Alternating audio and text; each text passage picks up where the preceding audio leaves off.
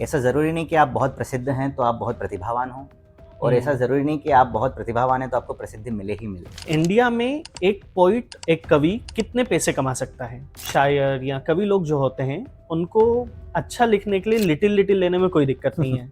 तो क्या इससे सीरियसली लिखने में कुछ हेल्प मिलती है? नशा केवल इश्क का होना चाहिए। कुमार विश्वास अपने शोज में दिल पे चुभने वाली बातें भी करते हैं, एंड वहीं दूसरी ओर अपने अपने राम जैसे सूदिंग प्रोग्राम्स भी करते हैं। तो रियल में उनकी पर्सनैलिटी कैसी है? कोई फेमिनिज्म के नाम पे छोटे कपड़े पहनना चाह रहा है, कोई फेमिनिज्म के नाम पे रात को 2 बजे घूमना चाह रहा है। मैं बीइंग अ लड़का भी रात को 12 बजे के बाद निकलना प्रेफर नहीं करता हूँ। जब हम इतिहास को उठा के देखते हैं, हम लोगों की अच्छी चीजें भूलकर सिर्फ खराब चीजों पे क्यों ध्यान देते हैं? केसरी शाम है अयोध्या में, हर दिशा राम है अयोध्या में, यूं तो है 4 धाम भारत में, 5वां धाम है अयोध्या में। है परम सत्य होता नहीं अपहरण, जो सिया लांघ रेखा को जाती। नाम वाले न दाम वाले की, नाम वाले न दाम वाले की, ना नमस्ते सलाम वाले की, लड़कियां आजकल दीवानी हैं सिर्फ काचा बादाम वाले की। चाय बहुत अच्छी है। चाय पे मैंने कभी कहा था कि रात को करके बंद ताले में, हाँ। तीर की खो गई उजाले में, चुस्कियां खत्म हो गई लेकिन चाय अब भी बची है प्याले में। चाय को रिलेटेड तो बहुत सारी चीजें चलती हैं। चाय के अलावा क्या पीते हो? चाय ही पीता हूँ केवल। बस। मैंने कविताएं कैसे निकल रही हैं बिना पिए? निकल रही है। जिसको नशा इश्क हो उसे किसी और नशे की जरूरत क्या है। सही है। मेरे साथ ना जब भी कुछ बड़ा करने वाला होता हूँ या कुछ स्पेशल होता है तो कोई ना कोई तो ब्लंडर होता है। जी। आपके साथ भी ऐसा कुछ हुआ? हाँ, मेरे साथ एक बड़ा चीज़ हुई थी। शैलेश लोढ़ा जी ने मुझे बुलाया वाह भाई वाह की शूटिंग के लिए। ये तारक मेहता वाला? तारक मेहता वाले शैलेश लोढ़ा सर। उसके बाद मेरा गला पूरा ख़राब हो गया। अच्छा। आप उसकी वीडियोस देखना, वो 3 एपिसोड जो हैं वो ख़राब गले के साथ ही शूट किए। तो मेरे साथ ही बड़ा हुआ है, खूब होता है। भी गले से रिलेटेड सेंसिटिविटी बहुत होती है कवियों में, सिंगर्स में। सर होती है, क्योंकि मैं तो और गा के पढ़ता हूँ तो मेरे साथ तो ज़्यादा ही है। मतलब ये गाने वालों के साथ ज़्यादा होती है दिक्कत? हाँ भाई, जो तहत में पढ़ते हैं, जो बिना गाए, वो तो उनका चल जाता है, लेकिन हम एक ना बीच में कंट्रोवर्सी बहुत ज़्यादा हुई थी कि कुमार विश्वास बेटा है या Shailesh Lodha. If I am not wrong, ये दोनों ही हाईएस्ट पेड कवि हैं इंडिया के। ये तो वैसी बात होगी, विराट कोहली अच्छा है, सचिन तेंदुलकर, दोनों अपनी अपनी जगह अच्छे हैं सर। धोनी अच्छा है ना? दोनों अपना अपने क्षेत्र के महारथी हैं। दोनों का अंदाज़े बयां, दोनों की कविता, दोनों का कहन सब कुछ अलग है। वो अपने स्तर के सर्वश्रेष्ठ हैं, ये अपने स्तर के सर्वश्रेष्ठ। कोई कंपैरिजन नहीं है। महान लोगों का कंपैरिजन होता है क्या सर? आप ज़्यादा नर्वस किसके साथ काम करने में थे, शैलेश जी या कुमार जी? इक्वली। अच्छा। हाँ, लेकिन थोड़ा मुझे क्षमा करें ईश्वर भी, कुमार सर के साथ काम करने में मुझे थोड़ा सा भय ज़्यादा लगता है। क्यों? सर हैं। एक्चुअली मैं भी गीत का विद्यार्थी हूँ और सर गीत के प्रोफेसर हैं, तो उस नाते सर से थोड़ा सा मुझे, आप थोड़े से फैन बॉय टाइप लगते हैं। हाँ मतलब उस तरह से। तो गौरव भी आज क्या बताने वाले हो? यही सर, जो भी बताऊंगा बस बिना एडिट करे मत डालना। घर पे जाना है वापस। हाँ। और थोड़ी बहुत कविताएं भी आप हाँ बिल्कुल, बहुत अच्छी कविताएं लिखते हो, बट कभी स्टार्टिंग में या अभी रिसेंटली कभी हुट हुए हो आप? अरे सर कैसी बात कर दी आपने, बिल्कुल हुआ हूँ। झाबुआ एक जगह है हमारे पास में, वहाँ पे मैं कवि सम्मेलन में गया था, तो बड़े सारे लोग थे और मैं गीतकार, वहाँ पे कोई गीतकार को सुनेगा क्या? नीचे से लगा बैठ जा रहे। क्या करूँ, बैठना ही था। तो बैठ गए? क्या करेंगे और, ठीक या है। तो बैठें या मार खाएं, तो मार खाने से बेटर के बैठ जाएं। तो सही है। हाँ। बस ठीक है यार, इतने में ही करो, बिना पैसे में कितना करवाओगे तुम। कहते हैं हर इंसान अपनी लाइफ में कभी ना कभी तो कविताएं लिखता है। रीजन लाइफ में किसी का होना हो सकता है या लाइफ से किसी का जाना, लेकिन बहुत कम लोग होते हैं जो कविता को महसूस कर पाते हैं, उसे अपनी लाइफ का सबसे इंपॉर्टेंट पार्ट बनाते हैं, यानी कि अपना प्रोफेशन। आज हमारे बीच ऐसे ही एक कवि हैं, कवि गौरव साक्षी। ये फेमस किसी रील के वायरल होने की वजह से नहीं हुए हैं, बट इन्होंने लोगों के बीच में जाकर कविताएं सुनाई हैं। काफी काफी बड़े कवियों के साथ इन्होंने काम किया है। तो आज हम इनसे इनकी जर्नी जानेंगे और जानेंगे कि इंडिया में कोई अगर पोयम लिखता है तो वो कैसे अर्न कर सकता है और कितना अर्न कर सकता है। So hello everyone, I am Siddharth and आप देख रहे हैं द इन्फिनिटी टेल्स।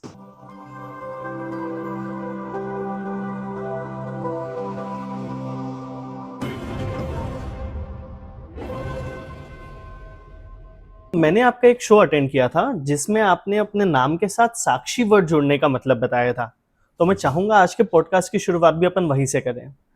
पहले तो बहुत धन्यवाद सिद्धार्थ जी, आपने मुझे इस योग्य समझा कि मैं आपके इस पॉडकास्ट में आऊँ और अपनी बात रखूँ। साक्षी मेरी धर्मपत्नी का नाम है और हमारे संस्कृति में, हमारे जो कल्चर है उसमें राधा कृष्ण आपने सुना होगा, हम सिया राम कहते हैं। अब वो प्रथा धीरे धीरे बंद है एक तरह से, तो मैंने सोचा क्यों ना उसको रीस्टार्ट किया जाए। सौभाग्य से मैं कवि भी हूँ, तो हमारे कवि सम्मेलन जगत में एक परंपरा है कि उपनाम लगाते हैं। आपने कहीं जैसे डॉक्टर कुमार विश्वास सर का नाम आप जब सुनते हैं तो उनका नाम था विश्वास कुमार शर्मा। अच्छा। उनकी बहन ने फिर उसको कुमार विश्वास किया, थोड़ा पोएटिक लगे उसलिए। तो जब मैं कवि सम्मेलन के क्षेत्र में आया तो मैंने भी सोचा कि कोई उपनाम होना चाहिए, और मेरी धर्मपत्नी का नाम मैंने उपनाम की तरह अपने साथ जोड़ा और गौरव साक्षी हुआ। अच्छा, अब सच बताओ कि ये एक बिजनेस स्ट्रेटेजी थी कि यार जोड़ लूंगा, कुछ डिफरेंट लगेगा इसके लिए जोड़ा, या फेमिनिस्ट हो इसके लिए आपने साक्षी वर्ड साथ में जोड़ा? फेमिनिस्ट वाली बात तो एक बहुत लंबा विषय है, इस पर अपन अलग से और चर्चा करेंगे। लेकिन ये मेरा धर्म पत्नी के प्रति जो है वो प्रगाढ़ प्रेम, उसका परिचायक था। वो स्त्री, वो महिला जो मेरे लिए सब कुछ छोड़ के, अब तो मैं गौरव साक्षी हूँ, तब तो मैं कुछ भी नहीं था, तब मेरे पास आ गई, उसने मेरा हाथ थामा। तो मैं क्या दे सकता था उसको जिसने अपना सर्वस्व मुझे दे दिया। तो ये सम्मान के रूप में मैंने किया। और एक कारण और था, मैं बिल्कुल बिना किसी संकोच के बताऊंगा। देश के एक और बड़े कवि हैं गौरव सिंह चौहान, तो हम नाम हैं। मेरा नाम भी जातिगत नाम गौरव सिंह चौहान है, उनका नाम भी है। वो ओज के कवि हैं, वीर रस के कवि हैं। तो कई बार जब मैं प्रेम के गीत लिखता था तो लोग उनकी तारीफ़ करते थे कि गौरव जी आपका क्या सुंदर गीत हमने पढ़ा। और कई बार वो ओज की कविता लिखते थे तो लोग मुझे आके बधाई देते, अरे सर वो क्या शानदार आपकी ओज की कविता पढ़ी। तो एक ये भी संकट था, तो इससे भी निजात पाना ही था। लेकिन इसके साथ ये भी एक बड़ा कारण है, मैं और भी कई सारे उपनाम, गौरव गर्वित कर सकता था, कई सारे उपनाम मुझे लोगों ने सुझाए, लेकिन चूंकि मैं अपनी पत्नी को सम्मान देना चाहता था इसलिए मैंने फिर ये गौरव साक्षी नाम रखा। तो चलो, साक्षी वर्ड से ये तो समझ में आया कि ये रुक्मणी है। हाँ आपकी हाँ। राधा कौन है? अच्छा, आप तक पहुंचा है वो मुक्त तक, हाँ। ये बहुत लोग पूछते हैं मुझसे, कई लोग पूछते हैं यार, ऐसे इस बात का जवाब देने के बाद डर भी लगता है घर में रोटी मिलेगी कि नहीं। लेकिन देखिए, जीवन बहुत बड़ा होता है। साक्षी से मेरा प्रेम विवाह हुआ, लेकिन ये बात भी उतनी सच है कि साक्षी मेरा पहला प्रेम नहीं है। कोई थी मेरे जीवन में, और तो ये मैंने तब, साक्षी ने मुझसे पूछा था, और साक्षी जानती है सारी चीज़ें। अच्छा। और हम दोनों के बीच में ये है कि हम दोनों एक दूसरे के पुराने जीवन और नए जीवन के बारे में बहुत स्पष्टता के साथ जानते हैं, और हम दोनों के रिश्ते को मजबूत बनाने का भी कारण भी यही है कि हम दोनों बहुत एक दूसरे से क्रिस्टल क्लियर है। तो उसने पूछा एक बार कि उससे अधिक प्रेम था या मुझसे अधिक प्रेम है। तब मैंने कहा था कि वाक्य मेरा जरा सा तीखा है, सच को सच कहना हमने सीखा है, रुक्मिणी और राधा रानी से कृष्ण को प्रेम एक सरीखा है। तो ये उस तरह की बात है। और जो पहला प्रेम होता तो पहला प्रेम ही होता है सर। सही बात है। जी तो आपने बताया पहला प्रेम तो नहीं थी साक्षी, जी। आखिरी है कि नहीं उसका श्योरिटी? ये बड़ा भयंकर प्रश्न है। मैंने इस पे भी कहा है कि अनुभव के बिना अनुभव कभी हासिल नहीं होता, बिना अभ्यास के नौसिखिया काबिल नहीं होता, कथन ये झूठ है कि प्यार बस एक बार होता है, निरंतर जो नहीं धड़के वो दिल ही दिल नहीं होता।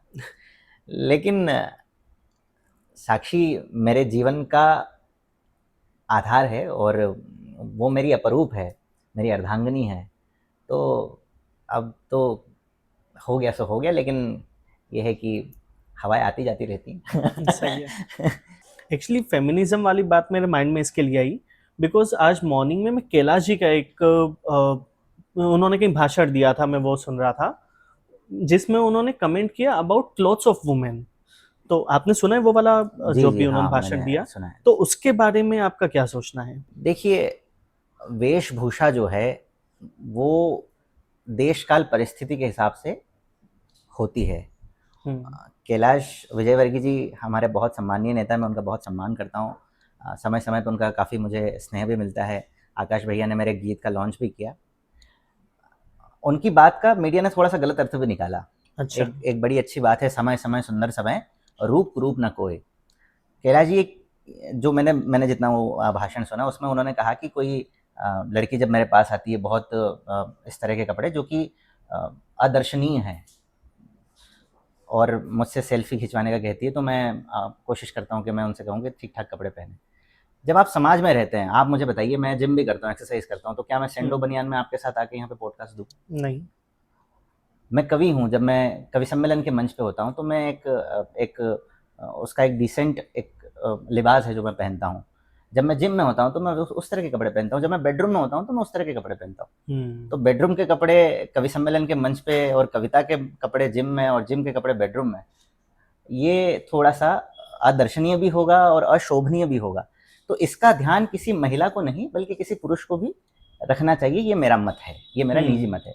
इस बात को ऐसा फेमिनिज्म वाला हवा देके मुझे नहीं लगता कि इस बात को बहुत ज़्यादा जोर देना चाहिए इस बात पे।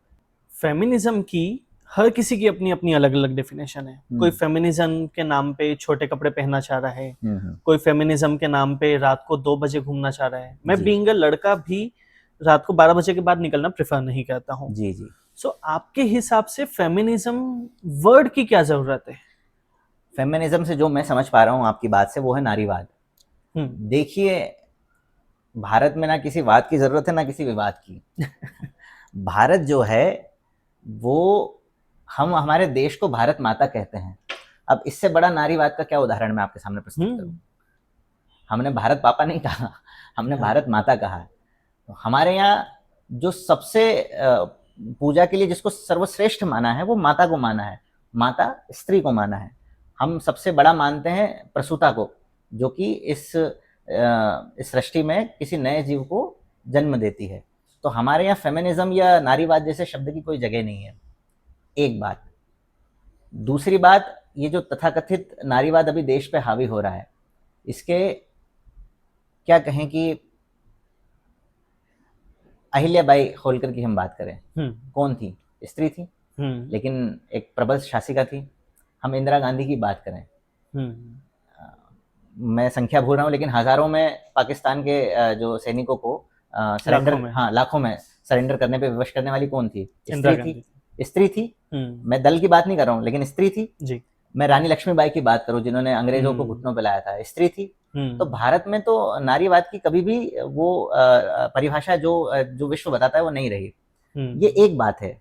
दूसरी बात ये है कि जब पुरुष और स्त्री में फर्क प्रकृति ने किया है, मैं बहुत दुर्भाग्यशाली इस बात को महसूस करता हूं कि बीइंग अ मैन, एक पुरुष होते हुए मुझे ईश्वर ने यह आशीर्वाद नहीं दिया कि मैं अपने गर्भ से एक नई संतान को जन्म दे सकूं। लेकिन स्त्री को एक ये आशीर्वाद मिला है कि वो एक नई संतान को जन्म दे सकती है।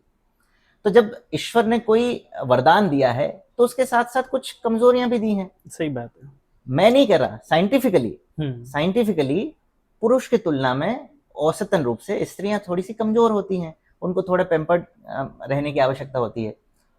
तो इसलिए समाज ने जो है, चूंकि ये साइंटिफिकली ट्रूथ है, तो कुछ एक चीज़ें बनाई हैं कि भाई थोड़ा सा आप संयम से रहें, चीज़ें ना हो, है ना। तो इसलिए अब ये सारी चीज़ें होने लगी। तो इसको मानना चाहिए, हर स्त्री को मानना चाहिए। राइट। सी इंडिया में हर लड़का कभी ना कभी कविता लिखता है। वो या तो दिल लगने पे लिखे या दिल टूटने पे, डिपेंड करता है। तो आपने कैसे डिसाइड किया कि अब हाँ मुझे ये प्रोफेशनली परस्यू करना है? कविता और मेरा जो संबंध है वो ये दिल टूटने और दिल लगने वाला नहीं है। मैं बचपन से ही, मेरे परिवार से मुझे रक्त संस्कार में मुझे कविता मिली।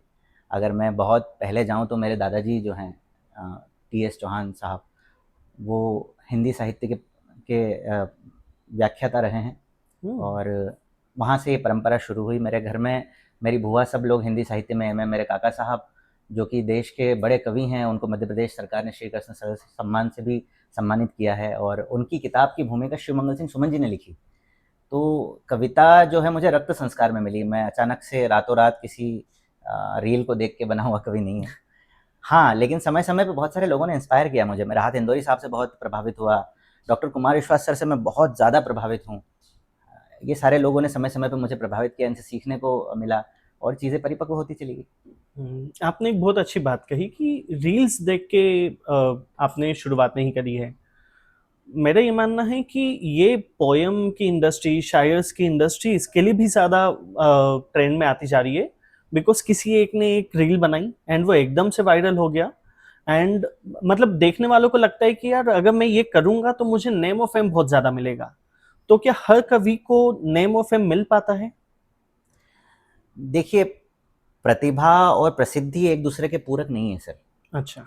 ऐसा ज़रूरी नहीं कि आप बहुत प्रसिद्ध हैं तो आप बहुत प्रतिभावान हो, और ऐसा हुँ, ज़रूरी नहीं कि आप बहुत प्रतिभावान हैं तो आपको प्रसिद्धि मिले ही मिले। प्रसिद्धि और प्रतिभा इसलिए एक दूसरे के पूरक नहीं है क्योंकि प्रतिभा को आप निरंतर निखारेंगे नहीं, उस पे रेगुलर काम नहीं करेंगे, आप कंसिस्टेंट नहीं रहेंगे, आप श्रम नहीं करेंगे, तो आप प्रसिद्धि कभी भी नहीं पा सकते। और अभी जिस दौर में आप और हम चर्चा कर रहे हैं, ये दौर वायरलिटी का है। यहाँ पे लोग वायरल होना चाहते हैं, यहाँ पे कोई फेमस नहीं हुँ, होना चाहता, प्रसिद्ध नहीं होना चाहता। और वायरल होने के लिए न जाने क्या-क्या कौतुक करते रहते हैं। हमने 1-2 रील मतलब so called social media influencer जो अपने आप को कहते हैं, मुझे मेरा छोटा भाई वो दिखाता रहता है, हुँ, नाली में लेट के वो, तो आप बताइए इसमें हुँ, कहाँ प्रतिभा है? और ये प्रसिद्धि है? ये तो अपयश है। अगर मुझे नाली में लेट के कोई वीडियो बनाना पड़े और वो दुनिया भर में पहुँचे तो इसमें मेरा यश कहाँ है? इसमें तो अपयश है। तो ये जो हुँ, दौर है संक्रमण का दौर है, और वायरल शब्द का इजाद ही जो है वो बुराई से हुआ है। वायरल अच्छा। फीवर होता है हमेशा। हुँ, वायरल कभी भी आपने देखा कि कोई अच्छी चीज़ वायरल हुई है? अच्छी चीज़ हमेशा प्रसिद्ध होगी, वायरल नहीं होगी, सही फेमस है। होगी। चलिए अब वायरल होने की इतनी बात हो ही रही है तो एक ट्रेंड मुझे याद आता है कच्चा बादाम वाला जी, बहुत जी, चला जी, था जी। एंड उससे रिलेटेड आपकी एक पोयम मैंने सुनी थी। हाँ, एक मुक्तक मैंने कहा था। दरअसल वो उस समय ऐसा मतलब लोगों को नशा सा हो गया था, काचा बादाम, हाँ, हाँ।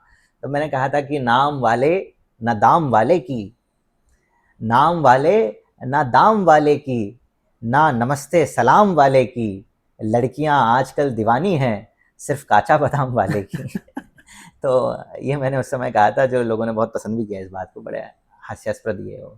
चलिए बहुत बढ़िया। जी, देखिए बॉलीवुड ने इंडिया में राइटर्स की एक इमेज बना दी थी कि एक राइटर जब आएगा तो वो बहुत आम तौर वाले कपड़े पहना होगा, उसको पैसों की तंगी चल रही होगी, बट अब चीज़ें चेंज हो गई हैं। अब कई सारे राइटर्स, कई सारे पोइट्स ऐसे हैं जो एक बहुत बड़े सुपरस्टार से कम पैसे चार्ज नहीं कर रहे हैं। तो इंडिया में एक पोइट, एक कवि कितने पैसे कमा सकता है? करोड़ों कमा सकता है सर। इस प्रथा को शुरू किया था सबसे पहले हरिवंश राय बच्चन जी ने। वो भारत सरकार में एक बहुत बड़े पद पे थे, और उनकी कविताएं बहुत प्रसिद्ध थी। लोग चाहते थे कि वो कवि सम्मेलनों में आए। उस समय कवि सम्मेलन में जाने के पैसे नहीं लिए जाते थे, अच्छा। तो लोग चाहते थे कि वो कवि सम्मेलनों में आए, अपनी कविता सुनाएं, लोग उनसे सुनना चाहते थे। लेकिन उनके पास समय का अभाव था, तो उन्होंने फिर चार्ज करना शुरू किया। उस समय हमारे कई सारे साहित्यकार, कवि जो है वो बहुत बुरे हाल में रहे, तो उन्होंने पैसे लेना शुरू किए। ये प्रथा धीरे धीरे आगे बढ़ी। गोपाल दास नीरज एक बहुत बड़े गीतकार हुए हैं, उनका स्टारडम रहा, उनका अपना एक दौर रहा। और आज के समय में हमारे सुपरस्टार डॉक्टर कुमार विश्वास सर, हुँ। वो जब गूगल हेडक्वार्टर में जाके हिंदी की कविता सुनाते हैं, हिंदी की कविता के बल पे और अपनी निरंतरता के साथ, अपने श्रम के साथ उन्होंने ये काम किया कि वो चार्टर्ड प्लेन में घूमते हैं। तो अगर आप सही तरीके से कोई काम करते हैं और निरंतरता के साथ करते हैं तो आपको मिलती है सफलता, मिलती है, यश मिलता है। राइट। अम, जैसे आपने बताया आपके फैमिली में तो काफ़ी सारे लोग इस फील्ड में भी रहे हैं एंड मतलब लिटरेचर से बहुत मैं ये बोलूँगा कि सिर्फ़ कविताएँ नहीं लिखी हैं, सीखा भी है, कैसे जी, लिखना है, कैसे जी, जी, भाषा क्या होती है। जी। तो एक अच्छा कवि बनने के लिए लैंग्वेज पे कमांड कितनी इम्पोर्टेंट है? सर ये तो बहुत आवश्यक है। शब्दकोश जो है किसी भी भाषा का, वो बहुत समृद्ध होना ज़रूरी है। कोई एक बात है, मान लीजिए आपका दिल टूटा है या हुँ, आपको किसी से प्रेम हुआ है। ये बहुत सामान्य घटना है सर। हुँ, आपके साथ भी हुआ है, मेरे साथ भी हुआ है, सभी लोगों के साथ हुआ है। लेकिन इस बात को आप कितने रोचक तरीके से, कितने अलग तरीके से कहेंगे। ये तभी कहेंगे जब आपने कई तरीके से इस बात को सुना होगा। आपके पास उसको कहने के लिए बहुत बड़ा शब्दकोश होगा, नए शब्द होंगे, नया नया तरीका होगा, तभी आप कह पाएँगे।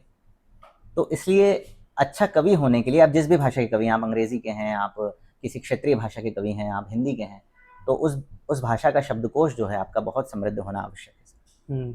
अब भाषा की बात निकली ही है, तो साउथ इंडिया में हिंदी भाषा का भी रिसेंटली मैं देख जी रहा था जी बहुत जी विरोध जी। हो रहा है। महाराष्ट्र से भी वीडियोस आते हैं कि मराठी सीखो नहीं तो यहाँ से निकलो, तो ये किस डायरेक्शन में जा रहे हैं हम? देखिए सर, इस बात में मेरा बहुत क्लीन और बहुत ही साफ साफ कहना है कि भाषा जो है, सबसे पहली भाषा जो हम अपने सिलेबस में पढ़ते हैं वो हमारी क्षेत्रीय भाषा होनी चाहिए। यदि आप गुजरात में हैं तो आपकी लोकल लैंग्वेज गुजराती है, आपके सिलेबस में गुजराती पढ़ाई जानी चाहिए। अगर आप पंजाब से हैं तो पंजाबी पढ़ाई जानी चाहिए। अगर आप दक्षिण भारत के किसी प्रदेश से हैं तो वहाँ की जो क्षेत्रीय भाषा है, तमिल तेलुगु जो भी हैं, वो पढ़ाई जानी चाहिए। लेकिन जो द्वितीय भाषा है वो पूरे भारत में हिंदी होनी चाहिए, ऐसा मेरा मानना है। अभी इंग्लिश है? अभी इंग्लिश है। इंग्लिश बहुत ज़रूरी है वैश्विक भाषा के रूप में, वो सीखना पढ़ना हमारे लिए बहुत आवश्यक है। लेकिन यदि इस देश को एकीकरण करने वाली कोई भाषा है, इस देश को एकरूपता प्रदान करने वाली कोई भाषा है, तो मेरा निजी रूप से ऐसा मानना है कि वो हिंदी भाषा है। और इस समय सरकार भी जो है हिंदी भाषा में बहुत काम कर रही है। क्षेत्रीय भाषा सीखें, अति आवश्यक रूप से सीखें। प्रथम भाषा वही होनी चाहिए, लेकिन द्वितीय भाषा के रूप में पूरे राष्ट्र को जो है हिंदी को अपनाना चाहिए और हिंदी का विरोध नहीं होना चाहिए। इसमें कुछ काम हमको भी करने हैं। हम इंदौर में बैठे हैं, आप यहाँ से चलें पलासिया की ओर जाएं, पलासिया पे लिखा हुआ है आई लव इंदौर जी। और उस चौराहे को हमारे यहाँ के जो बड़े राजनेता हैं उन्होंने मिलकर सनातनी चौराहा बनाया हुआ है। आप वहाँ पे जाके देखेंगे सनातनी घड़ी बनी हुई है, आप दृश्य देखिएगा जाके। तो वो आई लव इंदौर जो है वो मेरा प्यारा इंदौर क्यों नहीं हो सकता देवनागरी में? जबकि आप महाराष्ट्र में जाएंगे तो वहाँ पे मराठी में लिखा हुआ है, जबकि आप गुजरात में जाएंगे तो वहाँ कुछ जगह गुजराती में लिखा हुआ है। तो पहले शुरू तो हम ही करें जो हिंदी भाषी हैं जी, और दूसरे राज्य के लोगों को भी मतलब द्वितीय भाषा के रूप में हिंदी को अपनाना चाहिए। सही है। ठीक है। गुरु जी, मैंने देखा है कि शायर या कवि लोग जो होते हैं उनको अच्छा लिखने के लिए लिटिल लिटिल लेने में कोई दिक्कत नहीं है। तो क्या इससे सीरियसली लिखने में कुछ हेल्प मिलती है? ऐसा होता तो हर सड़क पे चलने वाला जो नशेड़ी है वो कवि हो जाता, कालिदास हो जाता है। ऐसा कुछ भी नहीं है। हाँ, लेकिन एक पागलपन, एक अल्हड़पन जो है वो कवि में होता है, एक रचनाकार में होता है, कवि में नहीं। जावेद अख्तर साहब का एक इंटरव्यू में सुन रहा था, एक पॉडकास्ट उनका सुन रहा था, वो कह रहे थे इस बात को ही कि कवि जो होता है वो या कोई रचनाकार जो होता है वो थोड़ा पागल होता है, क्योंकि उसको खालीपन दिखता है किसी एक चीज़ में। वो सृजन क्यों करेगा भाई? कोई जो इंजीनियर है वो नया सॉफ्टवेयर क्यों बनाएगा? उसको जो एग्जिस्टिंग सॉफ्टवेयर है उसमें कोई कमी लगेगी तो वो नया बनाएगा। कोई चित्रकार है वो नया चित्र क्यों बनाएगा? क्योंकि उसने अभी तक जितने चित्र देखे हैं उसमें कोई कमी लगी तो वो नया चित्र बनाएगा। कोई कवि नया गीत क्यों लिखेगा? वो तभी लिखेगा ना कि जब उसने जितने गीत सुने। ऐसा जावेद अख्तर साहब कहते हैं। तो उस बात से मैं पूरी तरह से सहमत हूँ कि हाँ, हम थोड़े से सरफिरे होते हैं, लेकिन ये लिटिल विटिल ये सब बेकार की बातें हैं। ये बहुत बुरी चीज़ है। शराब और किसी भी तरह का नशा केवल इश्क का होना चाहिए, और वो इश्क किसी से भी हो, आपके महबूब से हो, आपके ईश्वर से हो, आपके घर वालों से हो। अब इश्क की बात निकली ही है तो आप प्रेम रिलेटेड बहुत कविताएं लिखते हैं। कई लोग हैं जो वीर रस पे कविताएं लिखते हैं। तो किसी टॉपिक पे कविता लिखने के लिए आपका उस चीज को एक्सपीरियंस किया होना कितना जरूरी होता है? मतलब अगर प्रेम पे लिखना है तो जरूरी क्या कि गर्लफ्रेंड होगी तो ही लिख पाएंगे? हाँ बिल्कुल, बिना अनुभव के अनुभव कैसे होगा? आप कितनी किताबें पढ़ लें, लेकिन आप सोचिए हम कितना ही अच्छे से इस बात को एक्सप्लेन करें कि प्रसव पीड़ा इतनी असहनीय होती है कि उसमें कई हड्डियों के टूटने जितना दर्द होता है, लेकिन वो दर्द आप और मैं महसूस नहीं कर सकते, वो एक स्त्री महसूस कर सकती है। सही बात है। तो जो व्यक्ति जिस दर्द को भोगता है, जिस आनंद को भोगता है, वही उसका बहुत अच्छे से उल्लेख कर सकता है। तो प्रेम में यदि दिल टूटा है तो दिल टूटना ज़रूरी है, तब आप कोई ऐसी कविता लिख पाएंगे। अगर आपने प्रेम किया तो प्रेम करना ज़रूरी है, तब आप ऐसी बात कह पाएंगे। ऐसा मेरा निजी रूप से मानना है। और फिर आपने वीर रस की बात की, प्रेम की बात की, इसमें लोग बड़ा वो करते हैं कि अरे वीर रस के लोग हैं तो वो प्रेम नहीं, और प्रेम का व्यक्ति तो मैंने तो दोनों पे कलम चलाई है। इसमें एक बात मैं विशेष रूप से जोड़ना चाहूँगा सर, कि जो जितना बड़ा प्रेमी है वो उतना बड़ा योद्धा है। आप इतिहास उठा के देख लें। आप कर्ण की बात करेंगे, जब उनकी आप प्रेम कहानी पढ़ेंगे, मैं नाम भूल रहा हूँ उनकी पत्नी का, तो आप पाएंगे कि बड़ा अच्छा वर्णन है। आप कृष्ण की बात करें, कृष्ण कितने बड़े योद्धा थे, उतने ही बड़े प्रेमी थे। आप राम की बात करें, राम कितने बड़े योद्धा थे, लेकिन उतने बड़े प्रेमी थे। अपनी पत्नी के लिए इतना धैर्य धारण करके इतने दिन का क्या बोल सकते हैं वेट किया, फिर स्टेप बाय स्टेप गए, रावण जैसे महाबली का अंत किया, अपनी पत्नी को छुड़ा के लाए, तब जबकि उनके कुल में बहुपत्नी प्रथा प्रचलन में थी, उनके स्वयं के पिता की 3 पत्नियां थी, उनको क्या था एक और कर लेते, लेकिन नहीं, धैर्य दिखाया, अपनी पत्नी के प्रति समर्पण का भाव रखा। तो देश प्रेम हो चाहे किसी महबूबा से प्रेम हो, प्रेम प्रेम होता है। तो जो जितना बड़ा प्रेमी होगा उतना बड़ा योद्धा होगा। विक्रम बत्रा की बात करें, जब आप उनकी विक्रम बत्रा की आप कथा पढ़ेंगे, हम चलो इतिहास से वर्तमान में आ जाते हैं हाल ही में, तो उनकी प्रेम कथा जब आप पढ़ेंगे तो आप पाएंगे कि जो जितना बड़ा प्रेमी हुआ है वो उतना बड़ा योद्धा हुआ, या जो जितना बड़ा योद्धा हुआ उतना बड़ा प्रेमी भी हुआ है सर। सही है। देखिए, प्रेम की बात निकली ही है तो इंडिया में लव जिहाद का टॉपिक वापस से गर्म हुआ है जी। तो आपका इस बारे में क्या मानना है? गलती किस डायरेक्शन में हो रही है? कौन गलती कर रहा है? मतलब मैं अगर थोड़ा क्वेश्चन को सिंप्लीफाई करूं तो मेरा कहने का मतलब ये है कि ये तो सॉल्यूशन नहीं है कि हम अपने यहाँ की लड़कियों को बोलें कि यार तुम बात मत करो, या फिर आपके हिसाब से यही एक सॉल्यूशन है? पहली बात तो लव या प्रेम जैसे शब्द को जिहाद से जोड़ना, या वाकई में अगर इस तरह की कोई मुहिम, कोई दूषित मानसिकता, मैं धर्म के नहीं कहूँगा, दूषित मानसिकता के लोग अगर इस बात को कर रहे हैं तो मैं इसका पुरजोरी के साथ खंडन करता हूँ कि ये बहुत गलत हो रहा है देश में या कहीं भी हो रहा है विश्व में, तो ये बहुत गलत है। प्रेम का सहारा लेके आप किसी से रिवेंज निकाल रहे हैं, किसी से बदला ले रहे हैं, दैट इज़ वेरी रॉन्ग, बहुत गलत है ये। लेकिन हाँ, इसमें परिपक्वता की आवश्यकता है, थोड़ा सा हमको परिपक्व होने की आवश्यकता है। अगर आप लड़के हैं तो भी, और अगर आप लड़की हैं तो भी, आप थोड़ा सा सचेत, क्योंकि ये समय बहुत क्या कहें कि वही वायरलिटी का दौर, तो यहाँ पे बड़ा सचेत रहने की आवश्यकता है, समझ लो। आजकल सनातन पे लिखना भी काफी ट्रेंड में आता जा रहा है, तो पहले तो ये बताइए कि आपके हिसाब से, एक नॉलेजेबल पर्सन के हिसाब से, सनातन धर्म है क्या? सनातन धर्म मेरे हिसाब से तो मेरा सब कुछ है। मतलब मैं सुबह उठता हूँ और रात में सोने तक की मेरी जो दिनचर्या है वो सनातन है, और जो मैं आपके सामने बैठा हूँ, जो मेरे विचार जिनसे आप प्रभावित हैं, ये सनातन है। और एक मतलब अनंत शक्ति के साथ साथ ईश्वर हमारे बीच है, इस बात में विश्वास करना सनातन है। तो मेरे लिए सनातन की यही मायने है। लेकिन इस समय जो चीज़ें चल रही हैं धर्म को लेके, या जो कुप्रचार चल रहा है, वो बड़ा मन को कई बार अंदर तक झकझोर देता है। कई सारे प्रश्न मन में इंकित होते हैं जो नहीं होना चाहिए, किसी भी धर्म को लेकर नहीं होना चाहिए। सनातन धर्म की सवाल आपसे पूछने का रीज़न ये था कि अगर एक डोमिनेटिंग फैक्टर देखें तो कवियों में उर्दू के कवियों का बहुत ज़्यादा इफेक्ट रहा है, फिर वो बॉलीवुड के राइटर्स की वजह से हो या नॉर्मल मंचों की वजह से भी हो। तो आपको क्या लगता है कि सनातन धर्म की डेफिनेशन जो बताई जाती है डायरेक्ट हिंदुओं से रिलेट किया जाता है, तो सनातन धर्म मुझे तो नहीं लगता कि वो सिर्फ हिंदुओं के लिए है। सनातन का मतलब तो ये कि एवरीवन इज वेलकम। जी, हमने कभी भी किसी को क्या कहें कि जोर जबरदस्ती से अपने धर्म में नहीं मिलाया, और हाँ, ये सभी का है, सभी लोगों का इसमें सम्मान है, सभी लोग इसमें सबका वेलकम है। देखिए, आप कविता की यदि बात करें तो रसखान जो थे, उन्होंने जितनी सुंदरता के साथ कृष्ण जी का वर्णन किया, तो आप बताएं कि कहाँ कोई धर्म या कोई मजहब आ गया है। तो ये सब आजकल के फैलाए हुए चीज़ें हैं। राहत इंदौरी साहब का एक शेर मुझे याद आता है कि आप हिंदू, मैं मुसलमान, वो ईसाई, ये सिख। आप हिंदू, मैं मुसलमान, वो ईसाई, ये सिख। यार छोड़ो ये सब सियासत है, चलो इश्क करें। सही है। आप शायद राम मंदिर स्थापना के टाइम जिन कवियों को बुलाया गया था, आप उन गिने चुने कवियों में से एक थे। ये मेरा तो वहां जाना कैसी फीलिंग थी? अरे बहुत बढ़िया। विश्व का सबसे बड़ा तीर्थ, मैंने लिखा भी है कि केसरी शाम है अयोध्या में, हर दिशा राम है अयोध्या में, यूं तो हैं 4 धाम भारत में, 5वां धाम है अयोध्या में। तो एक ऐसा तीर्थ जो 5वें धाम के रूप में स्थापित हो गया पूरे विश्व भर में, और जितने हम 4 धाम की जितनी उत्सुकता के साथ, जितनी आस्था के साथ हम 4 धामों की यात्रा करते हैं, अब लोग अयोध्या धाम भी उसी उत्सुकता, उसी श्रद्धा के साथ जा रहे हैं।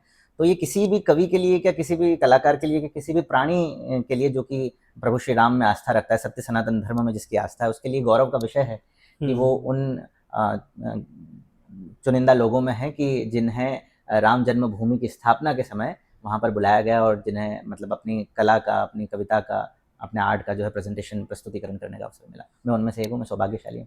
राम मंदिर की स्थापना के टाइम आप जब वहां गए थे तो वहां आपने कौन सी कविता सुनाई थी? बिकॉज मुझे पता है कि आपकी राम जी को लेकर एक कविता बहुत फेमस है। जी जी, मैंने जब राम मंदिर स्थापना पे मैं वहाँ गया था तो मैंने वहाँ जो कविता सुनाई थी वो एक गीत है मेरा जो मैंने राम जी की सहजता पे लिखा था। राम होना सहज तो नहीं है मगर, राम होना सहज तो नहीं है मगर, जो सहज हो गया हो वही राम है। राम होना सहज तो नहीं है मगर, जो सहज हो गया हो वही राम है। पंख के मध्य भी खिलखिलाता हुआ, जो जलज हो गया हो वही राम है। ये कविता है, ये गीत है जिसके लिए मैं वहाँ गया था और मैंने ये गीत सुनाया था। इसमें फेमिनिज्म की चूंकि बात हुई तब मैं, इसमें एक बंद है, मैंने कहा कि स्वर्ण मृग की छटा जो कहीं जानकी, स्वर्ण मृग की छटा जो कहीं जानकी के हृदय को अधिक यूं लुभाती नहीं है। परम सत्य होता नहीं अपहरण, जो सिया लांघ रेखा को जाती नहीं। क्या बात। ये मैं नहीं कह रहा, ये रामचरितमानस में लिखा है, ये रामायण में लिखा है, मैं सिर्फ दोहरा रहा हूँ। हाँ। स्वर्ण मृग की छटा जो कहीं जानकी के हृदय को अधिक यूं लुभाती नहीं है। परम सत्य होता नहीं अपहरण, जो सिया लांघ रेखा को जाती नहीं। लेकिन राम सैन्य संग पार सागर, सिया के लिए धैर्य धज जो गया हो वही राम है। राम होना सहज तो नहीं है मगर, जो सहज हो गया हो वही राम।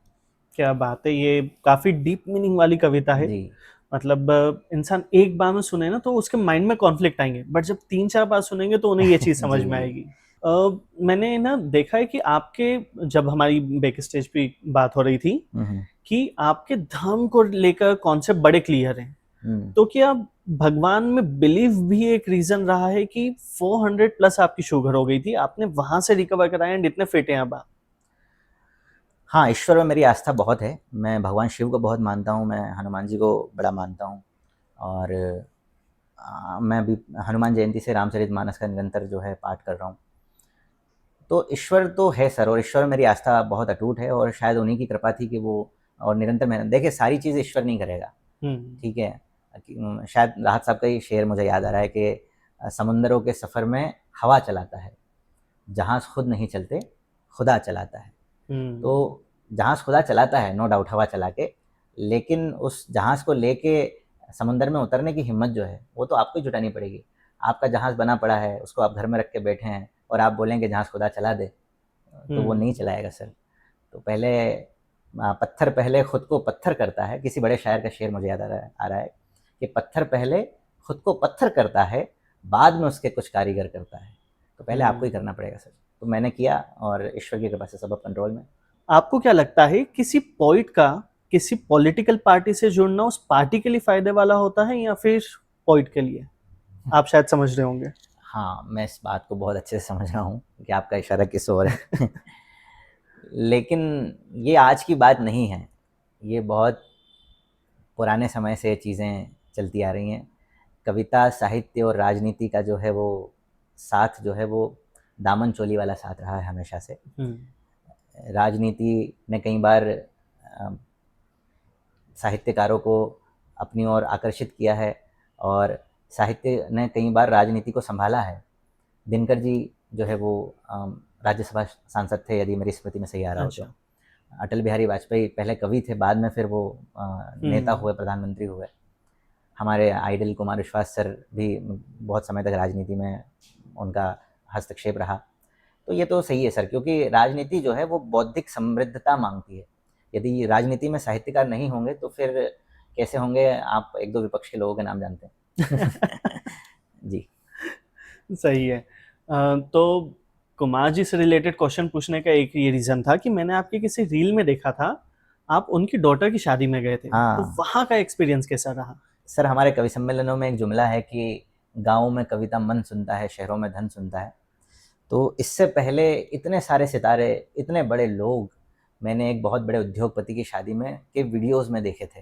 और पहली बार उसके बाद यदि किसी व्यक्ति की, और वो व्यक्ति फिर वो हो जो हिंदी का साधक हो, जो कविता का साधक हो, जिसके लिए कभी ज़माने ने ये कहा होगा कि कविता कर रहे हो क्या करोगे जीवन में, उसकी बिटिया की शादी में यदि देश के प्रधानमंत्री आ जाएं, देश के उपराष्ट्रपति आ जाएं, देश के रक्षा मंत्री आ जाएं, बॉलीवुड के कुछ एक सितारे आ जाएं, या जो तथाकथित सुपरस्टार्स हैं, हनी सिंह हो गया या बी प्राक जैसे लोग आ जाएं, तो लगता है कि सर हमें कवि होने पर गर्व का अनुभव होता है। मैं तो उस पूरे उत्सव का, ये मेरा सौभाग्य है कि सर ने मुझे इस योग्य समझा।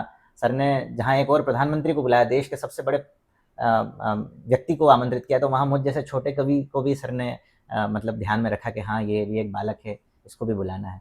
तो ये मैं अपने सौभाग्य के क्षणों में गिनता हूँ कि मैं उस भव्य समारोह का जो है वो प्रत्यक्ष साक्षी बना। बहुत भव्य था सर, बहुत भव्य था। थोड़ा बताओ ना कितना भव्य था। बिकॉज देखिए आपने नाम नहीं लिया, मैं नाम ले सकता हूँ, अंबानी जी के बेटे की शादी जी, वो उसकी ग्रैंडनेस मतलब आप ये मानो कि खत्म ही नहीं हो रही थी जी, और जो इवेंट हो रहे थे तो वो 3-3 दिन तक एक ही इवेंट चले जा रहा था। जी, जी। तो आप जो कुमार जी के यहाँ की बता रहे हैं भव्य तो था, कितने लेवल का भव्य था? एक व्यक्ति की जो जिसका बैंक बैलेंस, जिन बड़े उद्योगपति की आप बात कर रहे हैं, उनके दशांश में भी सर का नहीं होगा मुझे लगता है, क्योंकि वो बहुत बड़े उद्योगपति हैं। सर भी बहुत बड़े व्यक्ति हैं, लेकिन हम आर्थिक दृष्टिकोण से तुलना कर रहे हैं। सर एक कवि हैं जो कि कवि सम्मेलन के सुपरस्टार हैं, अपने आप में वो बहुत बड़े व्यक्ति हैं, लेकिन हम अभी आर्थिक रूप से तुलना कर रहे हैं। लेकिन फिर भी सर के सहज आमंत्रण पे देश का प्रधानमंत्री यदि पहुंच रहा है, देश के उपराष्ट्रपति पहुंच रहे हैं, देश के पूर्व राष्ट्रपति पहुंच रहे हैं, राजनीति का प्रत्येक, कई राज्यों के मुख्यमंत्री, कई राज्यों के राज्यपाल, ऐसा कोई देश का व्यक्ति नहीं है जो सहज आग्रह पे सर के वहां पर उपस्थित हो। तो ये एक बहुत बड़ी उपलब्धि जो है साहित्य जगत के लिए भी है, और ये सर की व्यवहार कुशलता को भी दिखाता है। सर के बौद्धिक रूप से कितने वो समृद्ध हैं और कितने लोग उनसे प्रभावित हैं, क्योंकि ये जितने लोग मैं कह रहा हूँ जो आप भी भले देश के प्रधानमंत्री या उपराष्ट्रपति, ये सर के प्रशंसक रहे हैं, सर को सामने बैठ के लोगों ने सुना है। तो ना सिर्फ सुना है, उनका सर की बातों का उन पर कितना प्रभाव है कि वो सहज ही उपस्थित हुए, धन से नहीं मन से। तो ये बड़ी बात है सर। तो इसलिए मतलब मैं याद नहीं कर पा रहा हूँ, इतने बड़े लोग वहाँ पे थे, चाहे बागेश्वर धाम वहाँ पे थे जी, बागेश्वर धाम थे, मतलब साहित्य जगत हो गया या कहें कि अध्यात्म जगत हो गया या उद्योग जगत हो गया, कई सारे लोग थे। कईयों को तो हम मतलब अच्छा ये सामने से चले गए तो बाद में पता चला कि ये तो बड़े उद्योगपति, इस तरह की चीजें। कुमार विश्वास अपने शोज में दिल पे चुभने वाली बातें भी करते हैं एंड वहीं दूसरी ओर अपने अपने राम जैसे सूदिंग प्रोग्राम्स भी करते हैं। तो रियल में उनकी पर्सनैलिटी कैसी है?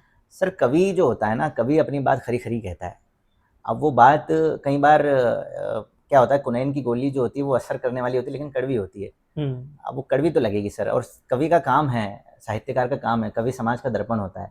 सर ही क्यों ना, मैं तो कहता हूँ प्रत्येक कवि को जो है, अगर वो कोई समाज में कोई विकृति देखता है तो उसको अंडरलाइन करना उसका काम है सर। कोई पत्रकार और कोई कवि नहीं कहेगा तो कौन कहेगा? और हमारे बड़े लोग सिखाते हैं कि जिस समाज में, जिस देश में यदि कलम को खामोश रखा जाता है तो फिर वहाँ पे बंदूकें बोलती हैं। तो बेटर है कि बंदूकें बोलें, इससे अच्छा कलम बोलें। तो वो चुभने वाली बातें और कुछ नहीं है, ये हमारे समाज की बातें हैं जिसको सर हाईलाइट कर देते हैं, और क्या है, खरी खरी किसी को भी कह दो तो बुरी लग जाती है। सही बात है। चलो ये तो बहुत बड़े लेवल के कवियों की बात हो गई, बिकॉज जब इंसान के पास अच्छा एक अमाउंट में पैसा आने लगता है ना, तो उसकी 10 चीजें भी इग्नोर कर दी जाती हैं। मैं आपसे जानना चाहूंगा, एक इमर्जिंग कवि जिसने अभी जर्नी शुरू ही करी है, वो क्या मिस्टेक्स करता है? बहुत जल्दी में सर, हर व्यक्ति बहुत जल्दी में है। सभी को वायरल होना है, फेमस किसी को नहीं होना, सभी को पहुंचना है किसी भी तरह से। तो पढ़ते नहीं है आजकल के लोग, सुनते नहीं है, सिर्फ अपना कहना है। कविता या साहित्य में या किसी भी क्षेत्र में जितना आप पढ़ेंगे, जितना आप सीखेंगे, और उसके बाद यदि आप कहेंगे, उसके बाद यदि आप पहले देखें तो कि दुनिया में किस स्तर के चित्र बने हुए हैं, फिर उसके बाद एक अपना नया चित्र, आप अपनी नई पेंटिंग बनाएं। पहले आप देखें तो कि किस स्तर का काम इस दुनिया में हो रखा है, फिर आप कुछ करके दिखाएं। आपने किसी को पढ़ा नहीं है, आपने कोई जो है उसके मापदंड सीखे नहीं है और आप आगे शुरू हो गए, तो फिर चीज़ें गड़बड़ होती हैं सर। ये क्षणिक रूप से 1-2 रील वायरल हो जाएगी, फिर वो आप कहाँ से? और दुनिया में हर आदमी कवि है। कोई एक पंक्ति कोई भी व्यक्ति ऐसी कह देगा कि जो कि बहुत उम्दा होगी, लेकिन जो असल कवि है वो कोई एक बात ऐसी नहीं कहता, उसकी कईयों बात ऐसी होती है जो बहुत उम्दा होती है। ये आपने बहुत अच्छी बात कही कि लोगों के लिए आजकल वायरल किसी भी तरीके से होना बहुत ज्यादा इंपॉर्टेंट हो गया है, एंड उसका असर हमें कवियों में भी दिखने लगा जी। है। आपके लिए अगर मैं बात करूं तो आपके लिए ज्यादा इंपॉर्टेंट क्या है, आपकी कविता का वायरल होना या आपने जो लिखा है उससे आपको सेटिस्फेक्शन मिलना? देखिए सर, प्रसिद्धि तो हर कोई चाहता है। हम्म। मैं फिर, आप वायरल शब्द बार बार इस्तेमाल कर रहे हैं, मैं प्रसिद्धि और वायरलिटी में अंतर है।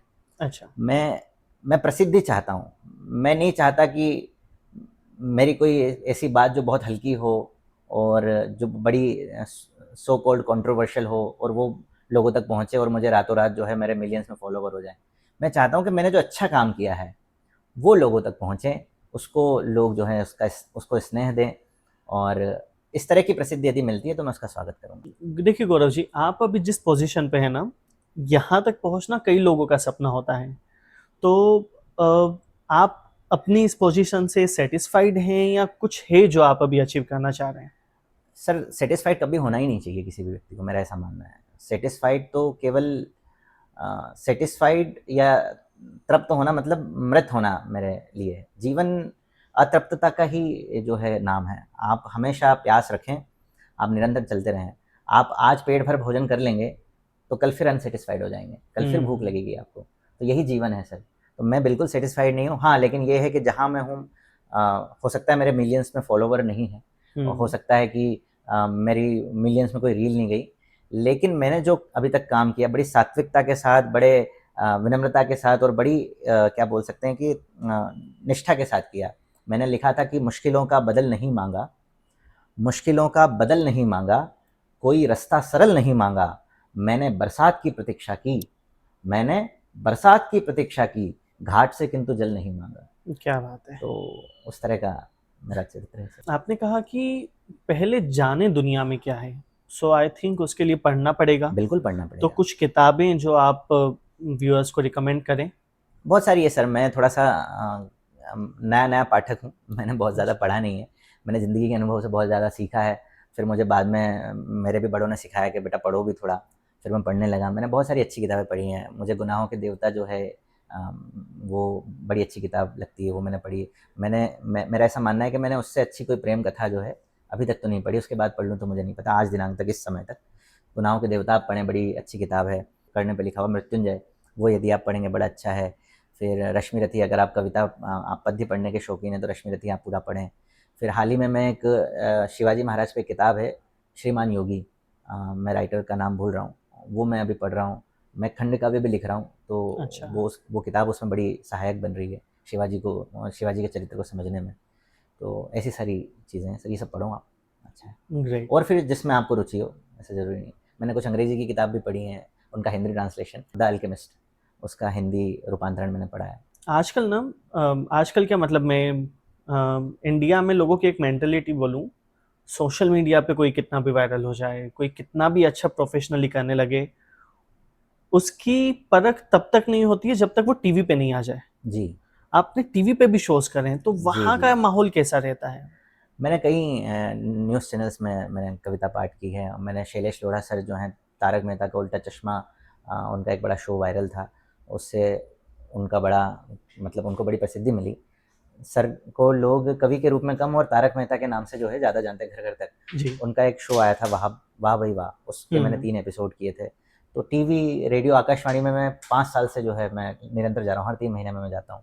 तो रेडियो, टीवी ऐसा कोई क्षेत्र नहीं है जहाँ पे ईश्वर की कृपा से मुझे अपनी कविता, अपनी बात रखने का अवसर नहीं मिला। अभी हिंदू राष्ट्र बनाने पे बहुत जोर दिया जा रहा है, तो इस बारे में आपका क्या विचार है, जरूरत क्या है हिंदू राष्ट्र बनाने की?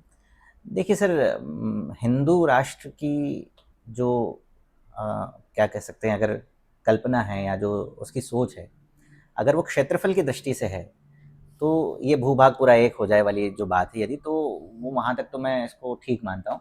लेकिन अगर वो धर्म आधारित है, मतलब अगर उसके पीछे ये सोच है कि भारत में केवल सनातनी रहें और कोई धर्म के लोग ना रहें, तो इस बात पे थोड़ा सा मेरा क्या है कि मत भिन्नता है। ऐसा इसलिए क्योंकि भारत जो है सर, उसकी खूबसूरती ही उसकी विविधता में है। मान लीजिए कि इस देश में केवल एक ही धर्म के लोग रह रहे हैं। मैं मानता हूँ कि यहाँ पे सारे सनातनी रहेंगे। अब भारत में सिवाय सनातनी के कोई और धर्म का व्यक्ति नहीं रहेगा। तो आप मुझे बताइए, हम सारे सनातनी लोग जो एक समय शिव और विष्णु जी के नाम पे लड़ते थे, तो क्या हम आपस में नहीं लड़ेंगे वापस आपस में? हम लोग जो ब्राह्मण क्षत्रिय शूद्र के नाम पे लड़ते थे, तो क्या हम वापस में नहीं लड़ेंगे? फिर से लड़ाई होगी, फिर से सारी चीजें वैसी होगी। तब क्या अभी हम बोल रहे हैं कि अब सनातनी बना दो पूरे देश को, हिंदू राष्ट्र बना दो, तब हम बोलेंगे कि अब पूरे देश को ब्राह्मण वाला बना दो, या क्षत्रिय वाला बना दो, या शिव जी के आराधकों का बना दो, या केवल विष्णु के आराधकों का बना दो। तो ये फिल्टर कब तक चलता रहेगा? भारत की खूबसूरती, भारत की सुंदरता इस बात में है कि हम, हमारी जो अनेकता में एकता वाली जो बात है, वही इस देश को जो है देश बनाती है, इस भारत को भारत बनाती है। यहाँ पर सारे धर्मों के लोग, चाहे वो सिख हों, चाहे वो ईसाई हों, चाहे वो सनातनी हों, चाहे वो जैन हों, चाहे वो बौद्ध हों, चाहे वो इस्लाम को मानने वाले मेरे भाई हों, सभी लोग यहाँ पर मिलजुल कर रहे हैं। और यहाँ पर जो इस्लामी हैं, अभी फिर मैं जावेद अख्तर साहब को यहाँ पर कोट करना चाहूँगा, यहाँ पे जितने लोग जो हैं, जो इस्लाम को मानने वाले लोग हैं, ये भारतीय इस्लामी हैं, ये वो अरब वाले नहीं हैं। अरब वाले नहीं है, सही है। ये वो लोग नहीं है जो यहाँ, जिनको कहा गया था कि तुम चले जाओ, या यूं कहें कि तुमको अलग राष्ट्र चाहिए तो तुम ले लो। वो कुछ उत्तरी पाकिस्तान और कुछ बांग्लादेश चले गए। हाँ, कुछ लोग हैं जिनकी मानसिकता दूषित है, और वो केवल एक धर्म में नहीं है, वो हर धर्म में है। उस दोष का आप कुछ नहीं कर सकते, वो हर संप्रदाय में है, वो एक अलग मसला है, आप उससे इस बात को मत जोड़िए। तो ये जो इस तरह की बात है कि हिंदू राष्ट्र, तो मुझे ऐसा लगता है कि ये देश सबका है, यहाँ पे सभी लोगों को बराबरी से रहने का अधिकार। सनातन धर्म की अपन बात कर रहे थे, एंड जावेद जी की भी बात निकली। मेरा ये मानना है, अगर आप सनातन का डेफिनेशन के हिसाब से इंग्लिश वर्ड देखें, तो उसका वर्ड ही सेकुलरिज्म है। ठीक है। एंड सेकुलरिज्म की शुरुआत अकबर के टाइम पे हुई थी। तो हम ये मतलब मेरे कहने का मतलब ये है कि जब हम इतिहास को उठा के देखते हैं, हम लोगों की अच्छी चीजें भूलकर सिर्फ खराब चीजों पे क्यों ध्यान देते हैं? देखिए, अब जावेद अख्तर साहब बहुत विद्वान व्यक्ति हैं और एक बड़े लेखक हैं। मुझे नहीं पता, मैंने ज़्यादा पढ़ा नहीं है इस विषय में, और ना ही वो पॉडकास्ट बहुत पूरा सुन पाया मैं। लेकिन अगर सनातन का अंग्रेजी रूपांतरण सेकुलरिज्म है, तो फिर अकबर के समय सेकुलरिज्म की शुरुआत नहीं हुई। अच्छा, वासुदेव कुटुंबकम, ये अकबर ने नहीं कहा, ये आदिकाल से कहा जा रहा है। विश्व एक परिवार है, सर्वे भवन्तु सुखिनः सर्वे भवन्तु निरामया, सब सुखी रहें, सब निरोग रहें। इस भावना से यह देश जो है आदिकाल से काम कर रहा है, और इस देश में यही भावना आदिकाल से चल रही है। हमने किसी को भी ये नहीं कहा कि आप जबरदस्ती से हमारा धर्म धारण कर लो। हमने सभी धर्मों की जो है रिस्पेक्ट की, बल्कि हमारे धर्म से निकलकर कई नए धर्म बने, बौद्ध, जैन, ये उदाहरण है आपके सामने। और कई धर्मों के लोग सहर्ष, आप अभी देखेंगे, आप विदेशों में जाएंगे तो लोग राधे कृष्ण करके, वो किसी तलवार के बल पे नहीं करते, वो स्वतः इच्छा से। तो ये अगर सनातन का अर्थ सेकुलरिज्म है, जैसा कि आप बता रहे हैं, मुझे नहीं पता, मुझे पढ़ना पड़ेगा, तो फिर सनातन तो आदिकाल से सर, ये किसी अकबर के समय में नहीं हुआ। चलिए, बढ़िया। अब तो आप IIT, IIM पता नहीं कहाँ कहाँ कविताएं कर रहे हैं। जी। सो जितना अच्छे से आज बैठ के आपकी कविता सुनने का मौका मिल रहा है ना जी, अब VIP टिकट लेना पड़ेगी, उतने पैसे भी कमाए नहीं हमने। अरे तो कुछ आपकी ऐसी कविताएं जो लोगों तक पहुंची नहीं है, बट आपके हिसाब से वो बहुत अच्छी आपने लिखी थी। मैंने बहुत अच्छी का तुम पता नहीं, अभी मैं उसकी खोज में हूँ कि बहुत अच्छा कुछ लिख लूंगा इस जीवन में। लेकिन अभी चूंकि ये इतनी सारी बातें हुई, और मेरे पास ना अभी कुछ दिन पहले ही फोन कॉल आया था एक। अच्छा। बोले तुम तो अब बड़े कवि हो गए हो भाई, और कितनी अच्छी बात है, तुमने अपनी पत्नी का नाम लगाया है, और बड़ा अप्रिशिएशन भी किया उस फोन कॉल पे मुझे उस शख्स ने। हाँ। और मैं कहीं तुम्हारे जीवन में अब भी एग्जिस्ट करती हूँ, यादों में हूँ, कहीं तो हूँ। अच्छा। तो बड़ा मुझे फ़ोन सुन के अच्छा भी लगा, और सारी चीज़ें मैंने बताया, नहीं ऐसा है, वैसा है, ये है, वो है, कहीं कहीं तो हूँ मैं, कुछ हूँ कि नहीं हूँ। बड़ी लंबी बात चली, 20-25 मिनट 30 मिनट बात चली। मैंने कहा कि सुबह है बंद शाम आँखों में, सुबह है बंद शाम आँखों में, कैद मंजर तमाम आँखों में, और पढ़ सको तुम अगर तो पढ़ लेना, है तुम्हारा भी नाम आंखों में। तो जब ये बात हुई तब मैंने गीत कहा था। मैं वो गीत आपको सुनाता हूँ। मैं हाँ। प्राय पॉडकास्ट में गीत क्या सुनाना चाहिए, लेकिन नहीं नहीं, सुनाना चाहिए। हम दोनों गए साथ में होते। देखिए, जीवन जो होता है ना, वो जब आप आगे बढ़ जाते हैं और किसी और स्थिति में आप पहुंच जाते हैं तो एक अलग यात्रा पर निकल जाता है। मैंने कल्पना की जब वो ये फ़ोन कॉल आया, हमारी बातचीत हुई, और उस मैं तो अपने जीवन में बड़ा खुश हूँ। मैं बहुत सौभाग्यशाली हूँ कि मेरे जीवन में साक्षी जैसी धर्मपत्नी मुझे मिली, जिसने मुझे इतना सँभाला। लेकिन ये सौभाग्य हर किसी के जीवन में नहीं है होता ना। शायद उसके जीवन में नहीं था, तभी उसने फ़ोन कॉल किया। अगर मेरे जीवन में ये कमी होती तो मैं फ़ोन कॉल करता, लेकिन उसने किया, मतलब कहीं न कहीं उसके जीवन में इस बात की कमी थी। तो चर्चा चली और वो चर्चा गीत बना। हम दोनों गए साथ में होते तो एक अलग कहानी होती। हम दोनों गए साथ में होते तो एक अलग कहानी होती। यूं तो सब है पास मेरे, बस तेरी एक निशानी होती।